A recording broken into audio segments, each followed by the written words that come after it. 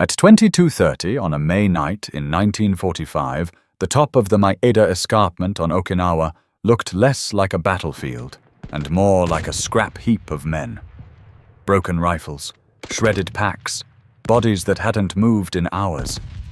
In the middle of that wreckage, one thin figure in a medic's helmet knelt beside a man who was still breathing.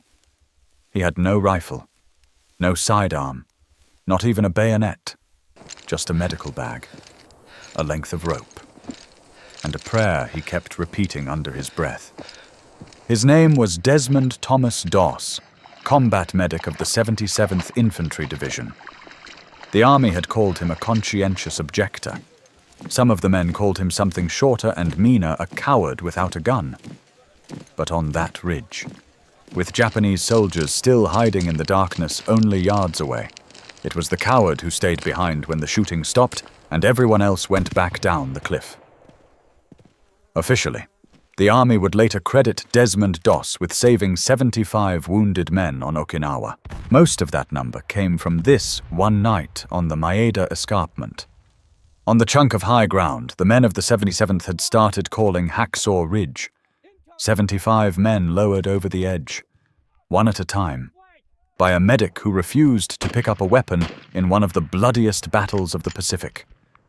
There was no system, no pulley, no squad of helpers, just Doss dragging one broken body at a time to the lip of the escarpment, rigging a rough sling out of rope and straps, and easing them over into the blackness while machine gun tracers stitched the air above him. Under his breath, over and over, he said the same quiet sentence, "Lord, help me get just one more." Every trip into the darkness meant crawling past craters and corpses the Japanese had already ranged with mortars.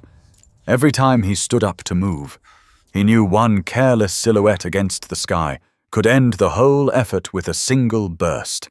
To the men down below, it felt impossible that a single unarmed medic could bring back 75 lives off that killing ground, up on top. Doss wasn't thinking about records, or citations, or history. He was thinking about the next man he hadn't found yet, and the fact that when dawn came, this ridge would still belong to the enemy. If you want to see how a man the army almost threw out for refusing to carry a rifle ended up saving 75 of its own in one night, you can tap like and subscribe to WW2 Echo Stories. It helps push these real World War II accounts to more people who have only ever seen the movie version of Hacksaw Ridge. And it tells the algorithm that stories like Desmond Doss's are still worth hearing. Because nights like this don't start on top of a ridge, they start years earlier, in places that look nothing like a battlefield. Desmond Doss grew up a long way from Okinawa, in the mill town of Lynchburg, Virginia. His father was a World War I veteran who brought home more scars than stories and drank too much, trying to quiet both. Fights in the Doss house were loud, sudden, and sometimes ugly. One night, as a teenager, Desmond picked up a gun in anger during a family argument and realized how close he had come to pulling the trigger. The shock of that moment never left him. On the bedroom wall of the Doss home hung a framed print of the 10 Commandments and the Lord's Prayer. Desmond would stare at the words, "Thou shalt not kill," and measure them against what he saw outside boys his age going off to fight. Men coming back, changed or not coming back at all. He made a private decision that for him, those words were literal. He would wear a uniform if his country asked. He would not take a life. When Japan hit Pearl Harbor, Doss didn't run from the draft. He walked into it and asked for the one job that fit his rule combat medic. By the time Desmond Doss set foot on Okinawa in April 1945, the Pacific War had already chewed through 4 years of men and steel. But Okinawa was different. It wasn't just another island on a map. It was the last stepping stone before the Japanese home islands. Every American officer who looked at the charts understood what that meant if Okinawa turned into a bloodbath. An invasion of Japan itself would be worse. The orders going down the chain were simple and cold. Take the island, no matter how many men it costs. The Japanese defenders had read the same terrain. They knew they could not match American industry in the air or at sea, so they buried themselves in the rock. Instead of trying to throw the Americans back into the water, they built layered defenses along the southern third of the island. Around a line anchored on the old royal capital of Shuri, concrete pillboxes were poured into the sides of hills. Caves were linked by tunnels, with firing ports cut into cliffs that looked empty from a distance. Artillery was pulled back behind ridges, firing over the heads of the front line and then disappearing into underground galleries. On the maps, one section of that line looked almost like a neat contour mark, a steep rise of ground running east-west, about 400 feet above sea level. On the ground. It was a cliff. The Americans called it the Maeda Escarpment, to the infantry who had to climb it under fire. The name that stuck was shorter and more honest Hacksaw Ridge. The only way onto the plateau was up nets and ropes that hung down the face. Once a man's boots left the ground, he was exposed. A moving silhouette against the sky with nothing to hide behind and nowhere to go but up or down. The 1st Regiment sent against the escarpment learned that the hard way. Units from the 96th Infantry Division made the initial assaults. They climbed, fought their way onto the top, and ran straight into a maze of Japanese firing points they could not see until the shooting started. Machine guns were sighted to rake the flat ground where the nets came up. Mortars were pre-registered on likely rally points. When the Americans dug shallow foxholes, Japanese soldiers emerged from caves behind them at night, throwing grenades into holes that had looked safe at dusk. Companies that reported taking an objective in the afternoon reported being driven off it by nightfall. The casualty reports were ugly reading. Companies went up at half strength and came down with barely a platoon.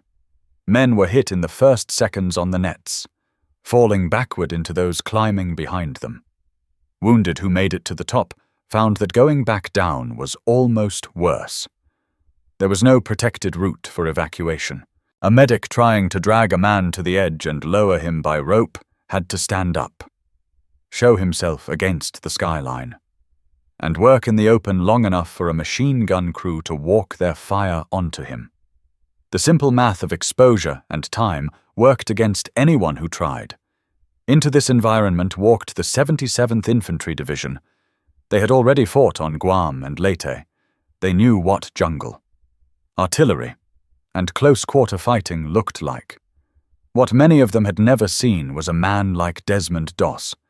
He had already earned a reputation inside his own regiment long before anyone had heard the words Hacksaw Ridge. It was not a flattering one. Word spread during training that there was a soldier in the 77th who refused to touch a rifle, in a combat division, at the end of a long war. That sounded less like conscience and more like a liability. The army had a term for men who entered the service but objected to killing conscientious objectors. Some were given non-combatant roles far from the front. Doss was different. He insisted on serving in a frontline infantry unit as a medic, but he just as firmly insisted he would never carry a weapon. To officers trying to mold a rifle company into something that could survive its first contact with the Japanese, that was a problem, not a philosophical discussion. A man who would not pick up a gun took up a place on a transport, in a foxhole, on a ration list, and in the casualty figures just like anyone else. His fellow soldiers reacted the way hard men often do to something they don't understand. They mocked him on the parade ground for reading his Bible at night. They questioned whether they could trust a man who would not stand shoulder to shoulder with them behind a rifle. Fists flew in dark barracks. At one point, an officer tried to push him out through charges and a court-martial rather than carry the responsibility of taking an unarmed man into combat. Doss did not change his mind. He also did not change his assignment. After hearings and paperwork that never make it into recruiting posters, the Army confirmed his status as a non-combatant medic and ordered him forward with his company anyway. On paper, that solved the regulation problem. On the ground, it did nothing to solve the tactical one. The 77th was being sent into some of the most concentrated defensive fire of the entire Pacific War. Casualty predictions for the assaults along the Shuri line were high before the first boot hit the sand. Every rifleman was expected to carry his own weight in attack and defense. Every medic was expected to move under fire, patch men up fast, and get them off the line alive when possible. The idea that one of those medics would do all of that without the option of firing a shot back did not inspire confidence. Then the division's orders changed from map lines to coordinates. The 77th would be committed against the Maeda Escarpment. They would climb the same nets, onto the same plateau that had already eaten so many men from other units. Officers studied aerial photographs and contour lines, trying to find a way to take the ridge without throwing their battalions into the same meat grinder. None of the arrows on the map solved the same problem once men were on top. Once they were hit and lying in the open, there was still no safe way to get them back down. That was the battlefield Desmond Doss walked into. A campaign where the planners expected heavy losses, a piece of ground that punished any man who showed himself, and a unit that had not yet decided if the unarmed medic in their ranks was an asset or a mistake. The Army's problem on Okinawa was how to break a fortified line without breaking its own infantry beyond repair. Doss's problem was smaller, but just as blunt. How do you keep your promise not to kill in a place designed to make killing the only thing that matters, long before Okinawa? Desmond Doss had already answered the question most men hoped they would never face. What do you do when someone is bleeding out in the open and the next step toward them might be your last? His answer had been the same on Guam and Leyte. You move anyway. On Guam, he had sprinted ahead of the line to reach a man pinned down in a shell hole, using nothing more than a smoke grenade and the fact that the Japanese gunners were busy with bigger targets. On Leyte, he had dragged wounded men out of rice paddies under machine gun fire, using their bodies and his own as moving cover. Each time, he came back with someone who would otherwise have died where they fell. Each time, the men who watched him started to adjust their language. Coward was a harder word to say after you had seen him run toward fire while you were hugging the dirt. But the fundamentals never changed. Doss still refused to pick up a rifle. He still would not even touch one during weapons inspections. He did not argue tactics with officers or preach at the men around him. He just held to a simple rule in his head: if a man was alive and reachable, he had an obligation to try, if he died doing it. That was his problem, not theirs.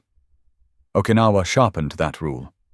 On the approaches to the Maeda Escarpment, Doss saw a new kind of problem. Men were not just being hit in front of a line that could fall back and pull them in. They were being hit on ground that was exposed in every direction, sometimes within sight of the cliff edge and the nets. Getting to them was one issue, getting them off the plateau was another. A wounded man could not climb down a cargo net. A medic could not carry him down on his back without both of them becoming easy targets. If there was to be any hope of dragging men off Hacksaw Ridge alive, someone would have to figure out a way to lower them over the side. Doss did not have access to engineers or equipment. What he did have were his hands. A coil of rope, and habits formed long before he put on a uniform. As a boy in Virginia, he had learned knots and rigging, helping with odd jobs, and watching men work in the shipyards at Newport News. The details were not glamorous. How to take the strain off a line, how to tie a hitch that would hold underweight but still release when needed, how to improvise when you did not have the right hardware. On Okinawa, away from the worst of the fire, he practiced those skills with a specific purpose, using web belts, sling straps, and standard-issue rope. He worked out a way to cinch a wounded man's torso and legs into a makeshift harness that would not slip even if the man passed out. He tested how quickly he could tie it. He tested how much weight he could control over a drop, paying out the rope hand over hand without burning his palms raw. There was no manual for what he was doing. Regulations covered proper litter evacuation along marked trails. They did not cover lowering a full-grown rifleman down a vertical escarpment in the dark with enemy rifles looking for movement. The crazy part was not the rigging. Any competent rigger could have worked out a similar system given time and tools.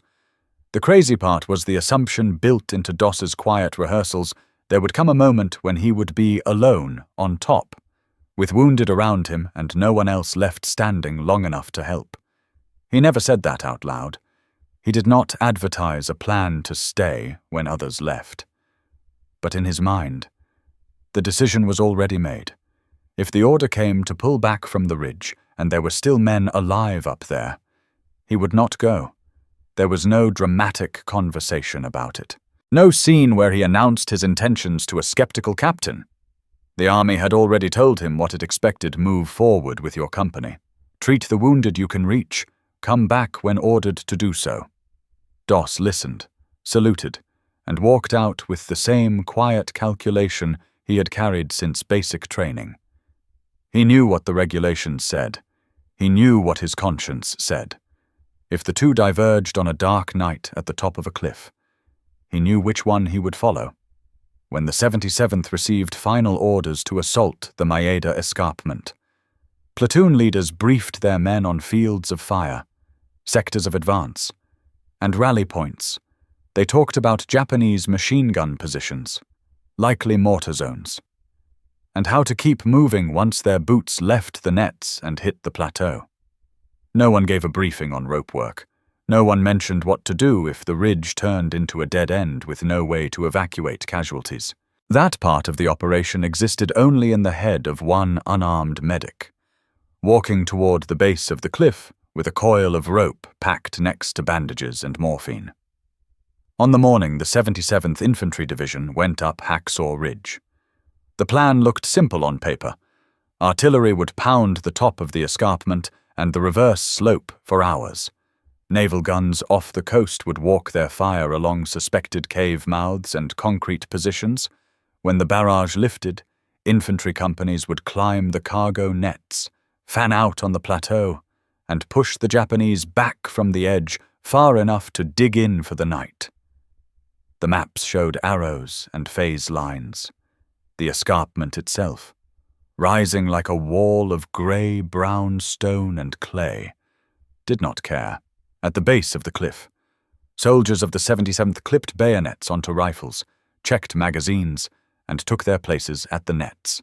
Marines and soldiers from divisions that had already tried the climb moved among them, offering quiet advice that sounded more like warnings. Don't bunch up on the nets. Don't stop at the top. Don't assume a cave is empty just because it looks dark. Above them, the bombardment rolled and cracked like a storm trapped inside the rock. Desmond Doss stood in the same line as everyone else, helmet low over his glasses, aid bag slung across his shoulder, coil of rope packed inside. He had no rifle to check. He patted morphine syrettes and bandage packets instead. Around him, some men muttered short prayers. Others stared straight up at the frayed ends of rope whipping gently in the wind. No one asked him, in that moment, why his hands were empty. They all knew he would be busy soon enough. When the guns finally fell silent, the absence of noise felt louder than the barrage. A whistle blew. Men stepped forward, grabbed the nets, and began to climb. Boots went up into another man's face. Packs snagged on knots. Someone slipped, cursed, and pulled himself back into line. Halfway up, there was nothing to do but keep moving hand over hand and hope that any Japanese soldier still alive above was too stunned or buried to shoot straight. Doss climbed with them, feeling the ropes sway under the combined weight of the company. The air smelled of cordite and pulverized earth. Dust drifted down from the lip of the escarpment as blasts settled and fragments of rock broke free. When his helmet finally cleared the edge, he did what doctrine said every infantryman should do, He rolled off the net and moved. Drop, left, low. Get away from the obvious killing zone. The top of the escarpment was not flat. It was a churned-up mix of shallow craters, broken tree stumps, and low scrub, pocked with darker holes that might have been old shell impacts or might have been cave mouths. Men scrambled forward, trying to put at least 50, then 100 yards between themselves and the place where more bodies would appear over the lip. For a few minutes, the only movement was American. Then the plateau answered. Machine guns opened from positions that had survived the bombardment, their crews protected behind logs and rock. Shots came not from a neat line across the front, but from angles left, right, even from behind low rises that looked like they should have been clean. Mortar shells began to drop, walking back and forth across likely assembly areas. The Japanese had been here long enough to know exactly where men would run when the shooting started. The plateau that had seemed open a moment before turned into a maze of invisible lines of fire. Within seconds, Doss's work began. A man 3 paces in front of him snapped backward as a bullet hit, his helmet spinning away. Doss dropped into a shallow depression, then crawled forward on elbows and knees until he could reach the wounded soldier's ankle. He tugged, inching the man back into what little cover there was, ignoring the impact of dirt kicked into his face by rounds hitting near. Hands practiced from Guam and Leyte moved without wasted motion. Bandage on, bleeding checked, airway cleared, quick shot of morphine. Tag on the collar. Across the plateau. The pattern repeated. Men lunged forward, got hit, and lay where they fell unless someone reached them. Doss moved toward the sound of calls for medic as if pulled by a rope. He slid into shell scrapes, pressed his body in front of others to take the line of fire for a few seconds while a man caught his breath, and then moved on. He had no weapon to fire back with. His presence did not reduce the volume of enemy fire. It only changed what happened to the men the fire found. For several hours, the assault held. Small groups from the 77th pushed deeper into the Japanese positions, clearing caves with grenades and satchel charges, bayoneting men who rushed them from spider holes. Each cleared pocket left behind more wounded. Doss worked backward and sideways from the forward line, pulling men toward the relative safety of the area near the edge. At first, evacuation was improvised. 2 men would grab a casualty under the arms and drag him, stumbling and swearing, toward the cliff where litter teams tried to organize some kind of path down. The Japanese did not accept the American timetable. When they judged enough of the attacking force had reached the plateau, they launched what they did best on Okinawa, a counterattack designed to shred an exposed unit in place. Mortars thickened. Shells pounded the lip of the escarpment, the one place every man would have to cross if he wanted to go back down, from caves and trenches that had stayed quiet through the first wave of fighting. Fresh riflemen and machine gun crews emerged, pouring fire into the Americans who had thought they were pushing into a retreating enemy. The line bent, then buckled. Fire came from directions that had been safe minutes earlier. Men who had been moving forward toward an objective found themselves suddenly cut off. Taking fire from both flanks, platoon leaders shouting orders realized they could no longer see half their squads. The radios crackled with fragmentary reports. "We're getting flanked.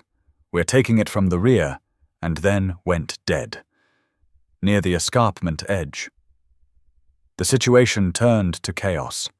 Wounded men lay 2 and 3 deep in places where Doss and other medics had pulled them.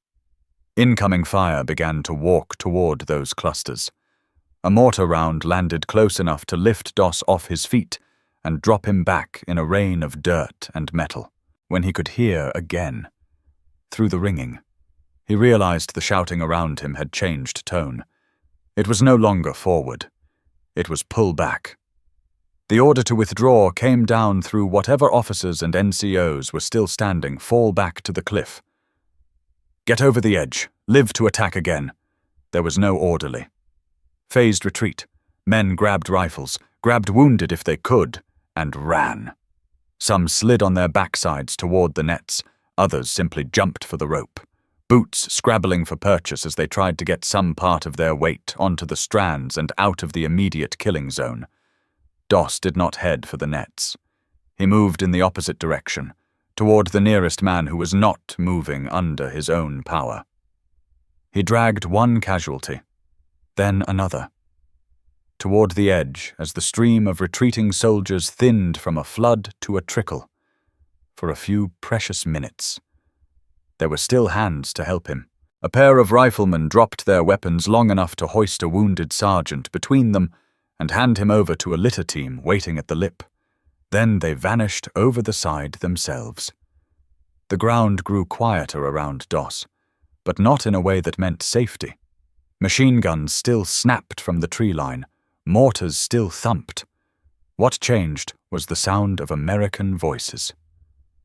A minute ago, there had been dozens orders, curses, prayers. Now there were mostly groans and the occasional hoarse shout for a medic from deeper in the plateau. At the edge. The last organized group of men was already going down. Someone yelled that anybody still alive up top needed to move now or be left. Doss looked at the men lying on the ground between him and the smoke-thick middle distance of the ridge. He looked at the nets, where figures were shrinking as they descended. Then he made the decision he had been rehearsing in his head without words since he first tied a knot in the rope. He turned his back on the way down. Instead of grabbing the net, he grabbed the nearest wounded man under the shoulders and began to pull him away from the edge, back toward a shallow depression where he might be out of direct line of fire long enough to be treated and moved later. The man was heavy, limp with shock. Every foot of ground cost seconds, and every second on that plateau was one more chance for a stray shell fragment or bullet to end them both. By the time Doss had finished dragging that first man to cover and working his hands over the worst of the bleeding, the noise from the cliff edge had changed again. The clatter of gear on rope had faded. The only clear sounds now were Japanese voices in the distance, the occasional sharp crack of a rifle, and the labored breathing of men who were still alive for the moment. The top of Hacksaw Ridge was no longer a battlefield. It was a killing ground that one side had temporarily abandoned and the other still occupied, in the middle of it. One medic with no weapon and a coil of rope understood that he was, for all practical purposes, alone. When the last boots of the 77th disappeared over the edge of Hacksaw Ridge, the battlefield did what battlefields always do after an assault collapses. It went quiet in the loudest possible way. No shouted orders, no coordinated volleys, just the random, ugly sounds that follow a failed attack, the cough of a single rifle, the thump of a delayed mortar round, the low animal noises of men trying not to scream. Somewhere in that dark, Desmond Doss knelt beside the man he had just dragged into a shallow scrape and made a calculation. The plateau was roughly the size of a few football fields laid side by side. The nets were at one end. The Japanese held positions scattered all over the rest. Between those two facts lay dozens of Americans who had been hit and left where they fell when the pullback order came. The choice looked simple. Either he moved toward them, or he pretended he hadn't heard them at all. He tightened the last bandage, whispered something no one else would hear, and started crawling back toward the sounds. Phase 2 of the fight for Hacksaw was no longer about ground. The line had already snapped. There would be no second push that night. For Doss, the battle had turned into a loop find. Treat, move, lower, repeat. The only variable was how long he could keep that loop going before either the Japanese found him or his body quit. He moved low, never silhouetting himself against the sky if he could help it, in the scattered light of flares and burning debris. The plateau turned into a series of short dashes and long crawls.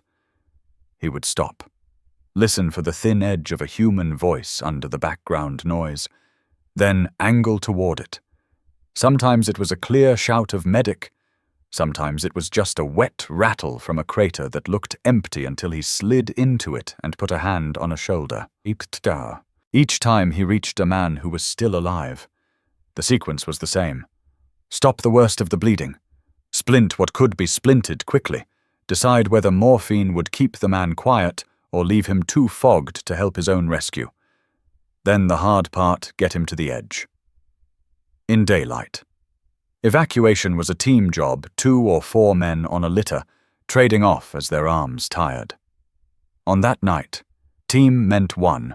Doss would grab a man under the armpits or by the webbing of his harness and drag him backward, inch by inch, toward the escarpment. The ground that had seemed rough under boots became a series of obstacles when you were pulling 150 to 200 pounds of dead weight. Boots caught on roots, equipment snagged. Every time his shoulders screamed, he shifted grip and kept moving.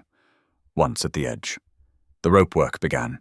He would roll the casualty onto his side long enough to snake loops under the torso and legs, cinching them tight with quick knots. Then he'd ease the man over until gravity took some of the load and the full weight came onto the rope in his hands. There was no belay device, no second set of palms to share the burn, just friction across the lip of the ridge and the muscles in his forearms. Some accounts later tried to assign an exact number of minutes to each casualty.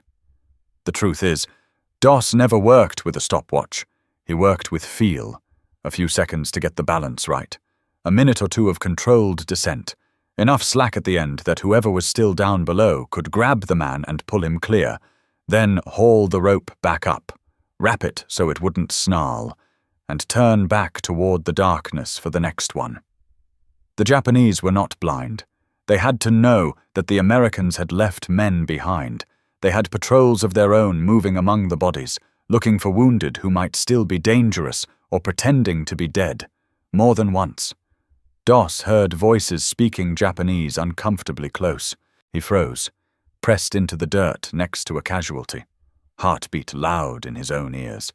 There were stories after the war that he treated a wounded Japanese soldier that night as well, binding a sucking chest wound and leaving the man propped against a stump instead of finishing him. Doss never made a point of telling that version. It fit his pattern. He drew one line, alive or dead. Uniform color didn't enter into it. As the hours went by, fatigue took on a physical shape. His hands swelled. The rope dug grooves into the soft parts between thumb and palm. Sweat soaked his uniform and chilled in the night air every time he stopped moving.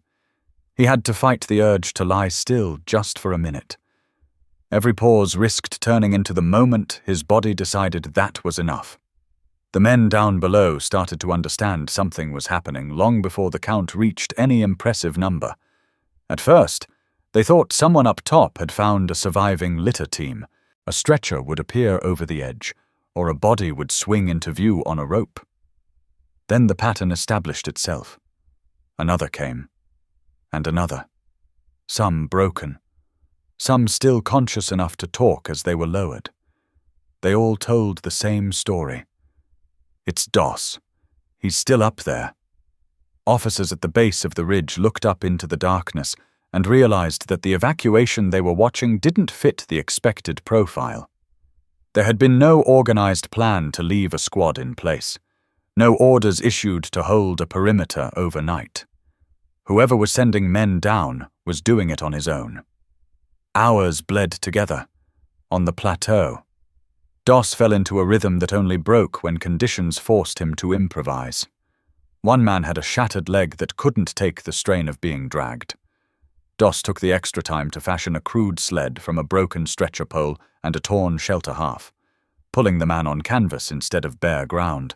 Another had a belly wound so bad that any rough movement might have finished him. Doss crawled back and forth twice to bring bandages and sulfur powder from his kit, working by feel to keep the man stable enough to move. Each success bought more time for someone else. Each trip also increased the odds that a random shell fragment or bullet would erase the whole effort. That balance between progress and risk never left his head. It simply never tipped far enough to one side for him to stop.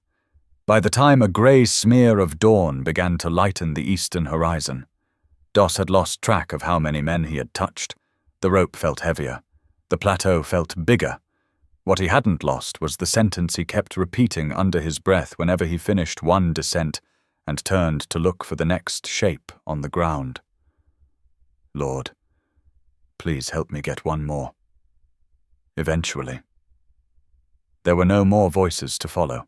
He swept the ground he could reach one last time, checking craters and holes that had already cost him sweat and skin earlier in the night. When he was finally convinced that anyone left was beyond his help, he gathered what remained of his supplies and made his way to the nets. The immediate aftermath, from the American side, began with a head count that didn't add up. Units that had reported catastrophic losses the night before found more names present on the morning roll than they expected. Men who should have been written off as missing or presumed dead were instead being loaded onto jeeps and litter trucks, tagged seriously wounded, but alive. Word of how that happened moved up the chain quickly. Company-grade officers reported what their men told them. Battalion wrote it into their logs, somewhere between the battalion aid station and division headquarters. The number began to stabilize around a figure that sounded almost unreal: 75. 75 wounded evacuated from the top of Hacksaw Ridge, most in a single night, by one medic who refused to carry a weapon. Among the rank and file. The math was simpler. They knew who had gone up unarmed. They knew who had stayed when they were ordered to fall back. The same soldiers who had once avoided sharing a foxhole with Doss because he won't even pick up a gun found themselves using different words. Some simply called him Doc. Others started sentences with, "If it hadn't been for Doss," and then stopped, because the end of that sentence was obvious. Okinawa did not pause to celebrate. After that night, the 77th still had work to do. Doss kept doing his, moving with his company in later attacks until the odds finally caught up with him. He was wounded by shrapnel in one assault, refused evacuation, and treated other men first. Days later, he stepped on a grenade, threw himself on it to shield those around him, and sent away the stretcher that came for him so that another casualty could ride instead. Even on the litter he eventually accepted.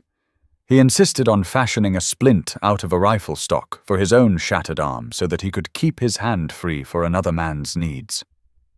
Those later actions would help fill the commendation paperwork. They would round out the picture for officers whose job it was to justify medals and citations. But for the men who had been on Hacksaw Ridge that night, the verdict was already in. Whatever they had once thought about the unarmed medic from Virginia, one fact overrode the rest. When everything went wrong on top of that cliff, and everyone else was ordered to leave, he stayed. In the months after Okinawa, the U.S. Army did something it rarely did for a man who had never fired a shot at the enemy. It wrote his name into the very top line of its honor roll. On October the 12th, 1945, in a ceremony on the White House lawn, President Harry Truman placed the Medal of Honor around the neck of Private First Class Desmond Thomas Doss. The citation ran longer than most. It had to. It covered Guam, it covered Leyte, it covered the grenade he had smothered with his own body and the litter ride he had given up to another man. But in the middle of all the formal language about gallantry and conspicuous bravery, one phrase stood out: 75 wounded, evacuated from an escarpment under fire on Okinawa. Truman shook Doss's hand and told him, privately, that he considered the medal harder to earn than the presidency itself. Doss, uncomfortable in dress uniform and bright sunlight, looked like a man waiting for the moment he could go home. He had done his job. He had kept his promise. The rest, as far as he was concerned, belonged to the men who made speeches for a living. The years after the war were not easy. The damage to his lungs from battlefield infections and injuries never fully healed. The quiet mill-town boy from Lynchburg spent long stretches in hospitals and lived modestly when he was out. He did not tour the country as a professional hero. He did not make a career out of his medal. When people asked him how he had done what he did on Hacksaw Ridge, his answer stayed the same: one more man at a time. The lesson his story leaves behind is not complicated, but it cuts against the way most war stories are told. Courage is usually measured in rounds fired, enemies killed, ground taken. Doss's record runs in the opposite direction: no trigger pulled, no confirmed kills. But 75 men who made it off a cliff alive because one soldier refused to stand up for himself and refused to lie down on them. That's the kind of story we try to keep alive here. If you want more true World War II accounts like this, stories of people, history almost left out, consider subscribing to WW2 Echo Stories so you don't miss the next one. And in the comments, tell us this: if you had been in Doss's company before Okinawa, what would you honestly have thought about a medic who walked into combat without a gun, and would that opinion have changed after Hacksaw Ridge? Thank you for watching, and thank you for helping make sure men like Desmond Doss are not swept away in the current of history.